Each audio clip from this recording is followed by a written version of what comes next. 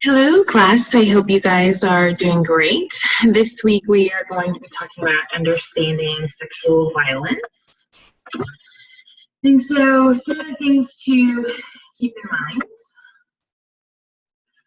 mind. Sexual violence is any sexual act or attempt to obtain a sexual act that is unwanted, sexual comments, sexual advances, acts to traffic someone, directed against a person's sexuality using coercion by any person, regardless of their relationship to the victim, and in any setting. So keep those kind of things in mind regarding sexual violence as we go forward.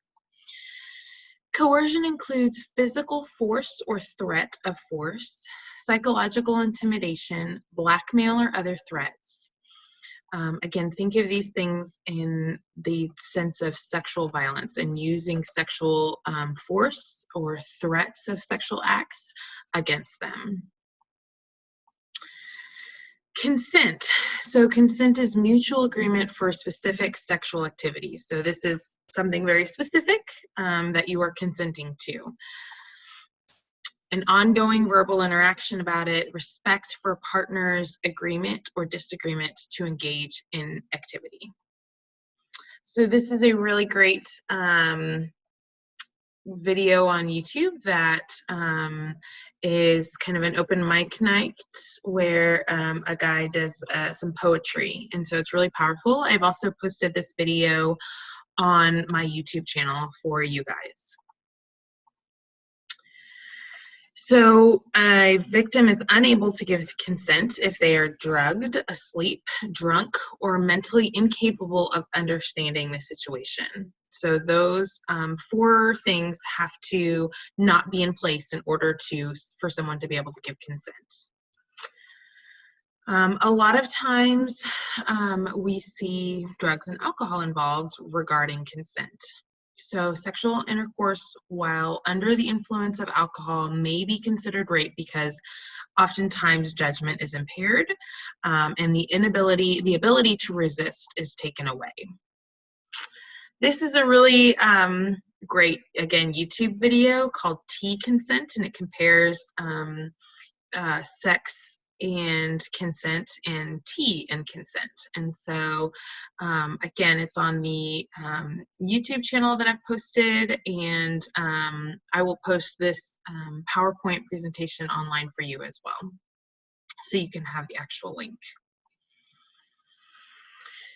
So when we talk about the scope of sexual violence, right, there oftentimes the behaviors are unreciprocated, unwanted, and repeated. So oftentimes we are looking at something that is very low in terms of risk, such as winking, invading their body space, things like that. But it happens very frequently, right? So low risk, high frequency. These are the cat calls, things like that. And then as you increase in frequency, there's lower frequency, but higher risk is illegal touching, sexual or physical assaults as well.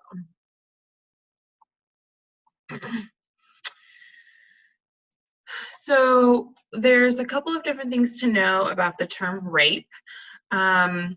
Technically, in the state of Texas, someone cannot be charged with rape. Someone is legally charged with sexual assault. There are other states, I think like California, the term rape is a legal term, but in Texas, the family code, there is legally no such thing as rape. It's actually called sexual assault. But rape and sexual assault are oftentimes used interchangeably. Sexual violence affects everyone. It can happen to anyone, anywhere, at any time. And most people tell the truth about rape. Only 2 to 8% are false reports. And so that number comes from a couple of different studies that have been done where the reports ranged, again, from anywhere from 2 to 8%. Most sexual assaults are perpetrated by a non-stranger, so 73% of sexual assaults are done by someone the victim knows.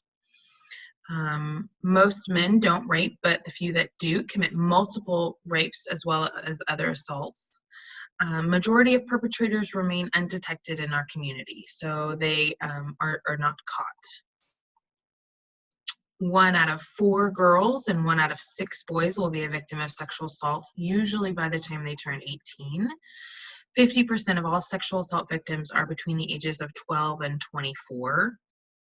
57% of assaults occur on a date. 60% occur in homes. 84% of victims never report the crime or the incident to the police, making it the least reported crime. Males make up only 5% of reported sexual assaults. 11 out of 12 men would never consider committing a sexual assault. And so that's where some of those sources come from. And then there's a lot of ongoing consequences of sexual assaults, many times PTSD.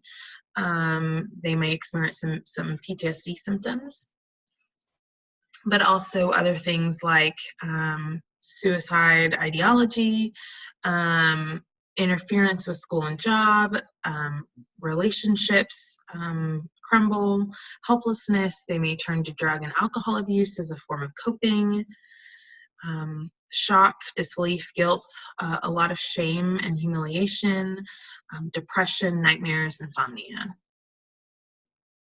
And oftentimes male victims experience some similar reactions as women. Traumatic effects of an assault by an acquaintance are the same or worse when the perpetrator is a stranger. There are oftentimes false stereotypes about rapists. Nice guy, drank too much, miscommunication, unpremeditated, won't happen again, versus someone who is, in a hoodie and a ski mask, has a knife, is a stranger. Again, these are all stereotypes of rapists.